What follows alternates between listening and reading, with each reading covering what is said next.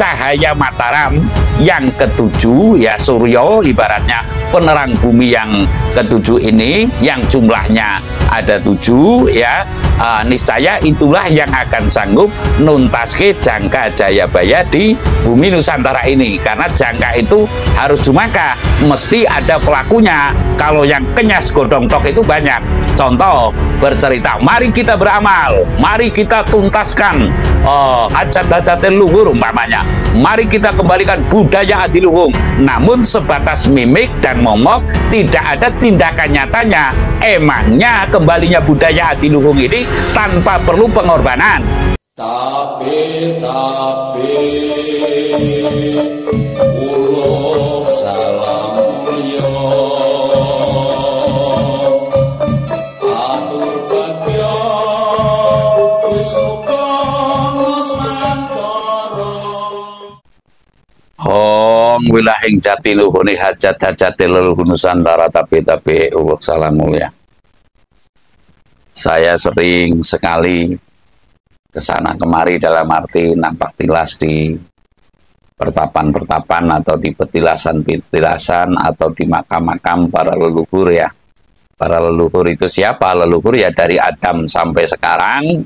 Kalau di tanah Jawa ya mulai ada manusia di tanah Jawa menurut babatnya itu adalah Sang Aji Saka sampai dengan sekarang. Nah, napak tilasnya kan sebatas itu. Kalau Nabi Adam, para nabi kan tentunya di belahan sana, ya. Mungkin ada di Yerusalem, mungkin ada di Saudi Arabia, itu keluhuran kenabian. Nah, kalau saya napak tilasnya tentunya keluhuran dari para turunan Trah atau para Sanghyang. Makanya disebut Jawa karena Jawoto, bumi Jawa. Jawoto yang mengku sejaning hawa, mengku sejaning waluyo, mengku sejaning wahyu, suci-sucine damar sesongko ing tembe klamon wis zaman akhir atau zaman puputan. Nah, saya akan menceritakan di sini bahwa ada sawat tombal ambil. Sawat tombal ambil itu ya buah bibir, ya. Ada tembung kerajaan atau keraton, terserah saja dalam mengatakan Mataram. Kenapa dikatakan Mataram? Ya, Mataram itu mungkin Matarum. Matarum itu ya mata keharuman, ya. Kenapa di Nusantara ini pernah terjadi 2 kali Mataram? Yang pertama adalah Mataram Sanjaya, lalu Rake Pikatan dan sebagainya, dan yang kedua kalinya adalah Mataram Panembahan Senopati. Saya sering mengatakan bahwa tidak tepat rasanya atau tidak pas rasanya manakala Mataram Sanjaya disebutnya Mataram Hindu. Dan lalu saya berhak pula menanyakan mengapa, apa dasarnya secara singkat. Mataram yang pertama, Mataram Sanjaya itu dikatakan Mataram Hindu. Setahu saya belum pernah sekalipun Nusantara ini menjadi negara agama. Tidaklah itu agama Hindu, tidaklah itu agama Buddha, tidaklah itu agama Kristen, tidaklah itu agama Islam. Kalau deklarasi negara Islam mungkin, atau deklarasi negara Buddha mungkin, atau deklarasi negara Hindu mungkin, namun saya meyakini belum pernah sekalipun Nusantara ini menjadi negara agama. Nah, saya akan menguraikan mengapa terjadi nama Mataram 2 kali. Kerajaan Mataram di Nusantara ini terjadi 2 kali, ya. Antara Mataram Sanjaya dan Mataram Panembahan Senopati. Nah, tentunya dambaan daripada keluhuran atau leluhur itu lebih mengetahui daripada kita-kita. Yang saya maksud leluhur kita itu adalah lebih mengetahui daripada kita-kita.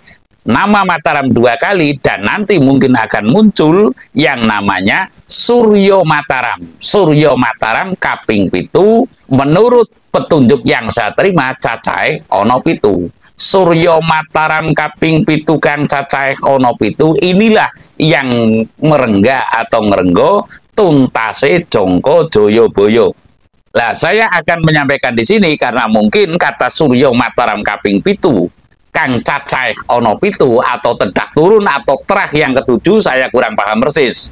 Lah kalau ingin paham tentunya punya hak kita atau saya itu maneges mengapa dikatakan Suryo Mataram kaping pitu kang cacahe ana 7. Lah, tentunya saya akan menguraikan sedikit bahwasanya terah itu berbeda dengan keturunan. Kalau keturunan bisa jadi mungkin tidak punya terah. Namun kalau terah niscaya adalah keturunan. Lah, terah inilah yang merupakan wiji pinilih atau las wiji tanah Jawi untuk bisa nurunke para pemimpin atau para brahmana di Nusantara ini. Sekali lagi, terah inilah yang bisa menurunkan para pemimpin dan para brahmana di tanah Jawa. Lah, saya akan lebih jauh menguraikan yang menjadi sawat ombal ambil kata guru saya, baik guru tuduh maupun guru patuh saya adalah Suryo Mataram kaping 7 cacahe ana 7 kang bakal nuntaske jangka Jayabaya. Kalau dalam bahasa Indonesianya adalah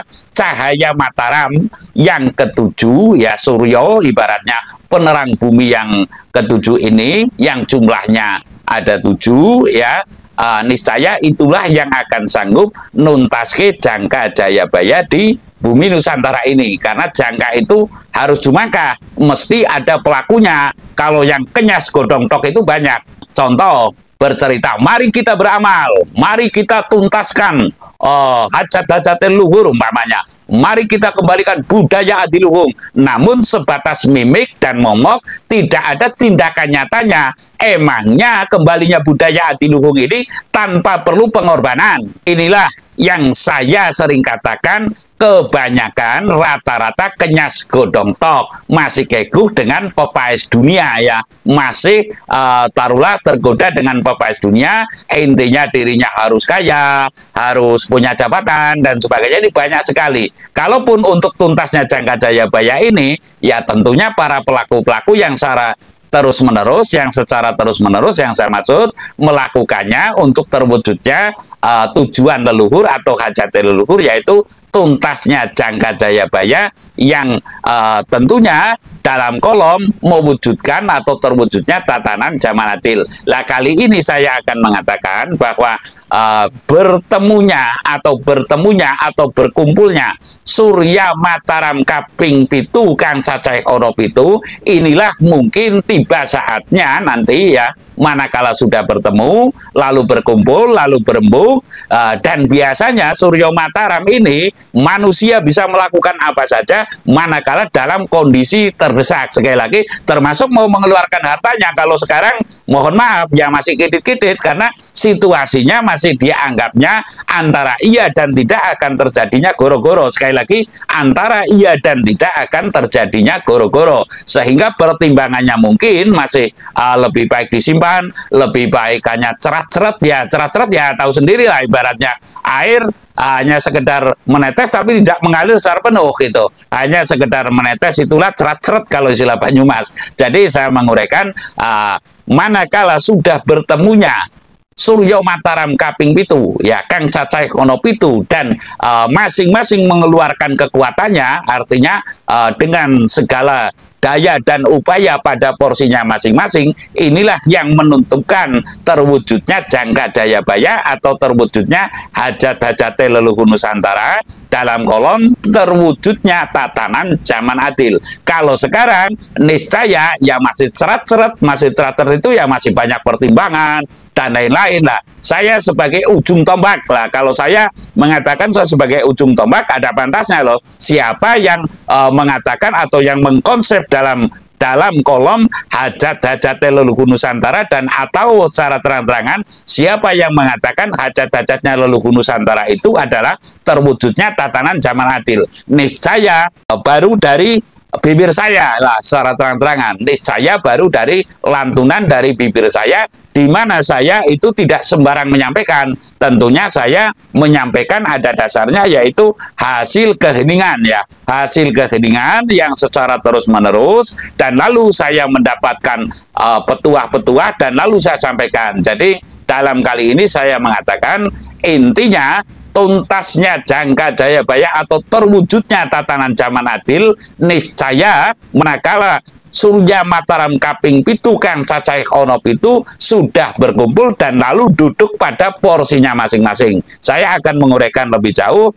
pada saatnya nanti. Niscaya Surya Mataram kaping pitu ini ya kedunungan Dewa pitu, wolu dengan taruhlah sebagai pengikatnya ya, 8 dengan pengikatnya, artinya ibarat lidi ini ada 7, pengikatnya 1, dan niscaya di situ ada lalat, ada apapun nanti akan bisa terketuk, dan manakala yang mengganggu kehidupan manusia itu dengan ajine si sodolanang, niscaya itu akan sirepe durang korong murko tuweh wicaksana. Sarasa demikian, terima kasih.